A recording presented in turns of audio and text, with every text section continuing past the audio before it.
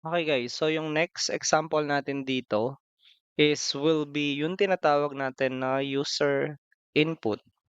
Okay? So kapag sinabi nating user input, we're going to expect input from the user. When we say user, ito yung mga tao na gumagamit sa program. Those are users. Okay? So ang next na part na gagawin natin is we will call yung library ng mismong input natin. So para magawa yon, gagawin natin, tatawagin natin yung import java.util.scanner. Yan. So yan yung magiging ano natin for reading ng user input. Yan.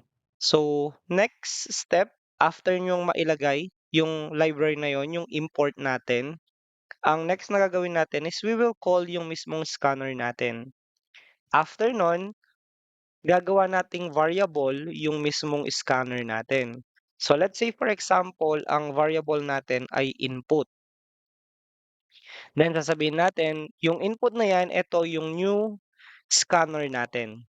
At ang pinakatrabaho ng scanner na yan ay system.in or to read yung user input natin. So basically, nag-create tayo dito ng scanner object na magbabasa ng mga user input natin.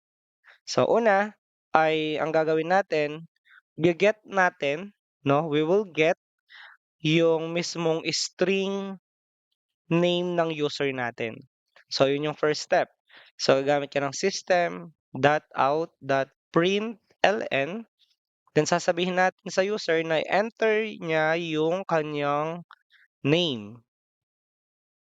Then after natin masabihan si user na mag-enter siya ng name para makapag-input siya, kasi kung ira-run natin 'yan, mapapansin niyo ang sasabihin lang niya, "Enter your name." Pero hindi ako puwedeng mag-type sa enter your name, okay? So 'yan yung problem. So para makapag-enter siya dito sa enter your name, ang gagawin natin ay tatawagin natin yung tinatawag natin na string name. So ang data type natin ay string. Kasi nga name yung kukunin natin at ang variable natin is si name. Okay, so equal natin siya, tatawagin natin yung scanner natin which is yung input dot next line. So gagamitin natin yung next line kasi string yung data type natin. So babasahin natin yung buong line na ilalagay ng user natin. So kapag rinan natin siya ngayon, mapapansin nyo enter your name at pwede na akong mag-input dito ng, for example, Rick. Okay, and then matatapos na yung mismong program natin. Okay. So ngayon, if ayaw nyo guys na nasa ilalim siya, aalisin nyo lang yung ln. Para kapag rinan nyo siya, nandito yung input natin. Yan, wala siya sa ilalim. Okay, so for example, Rick. Yan. Okay, so I hope we're clear kung para saan yung ln natin. Para lang gusto nyo na may spacing, yan. Or magbe-break line siya, yan yung gagamitin nyo. Pero kung gusto nyo magkatabi sila, aalisin nyo yung ln. Okay? So yung next naman, kakopy ko siya.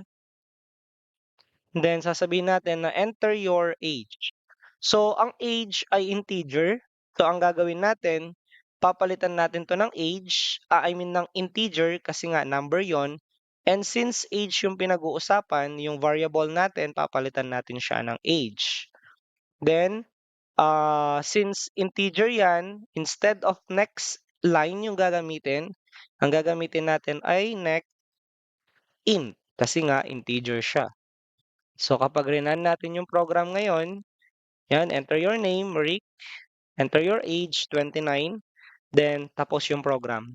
Then nakakapag-input na tayo ngayon ng mga details natin sa program. So what if gusto naman nating i-print yung mga ine-enter ng user natin?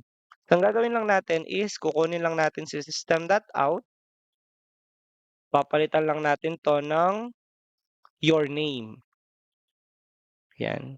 Your name, tapos magpa-plus lang tayo dito and then tatawagin natin yung variable na name.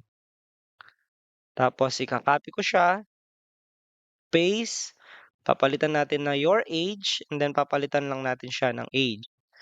So kapag rinan natin siya ngayon, enter ko yung name ko, Rick, ang age ko ay 29, then your name, Rick, your age, 29. Mapapansin niyo nagtabi yung your age at saka yung pangalan ko.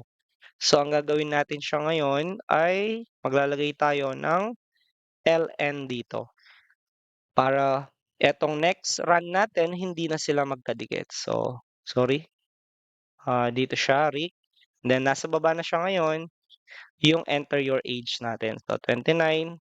Then yung output is your name is Rick. So wala na siya dito. Yung your age, nasa baba na siya. Bakit? Gumamit tayo ng LN. So yun yung in-add natin na LN dito. So ganun lang yung user input natin. Ang kailangan nyo lang ay dalawang bagay.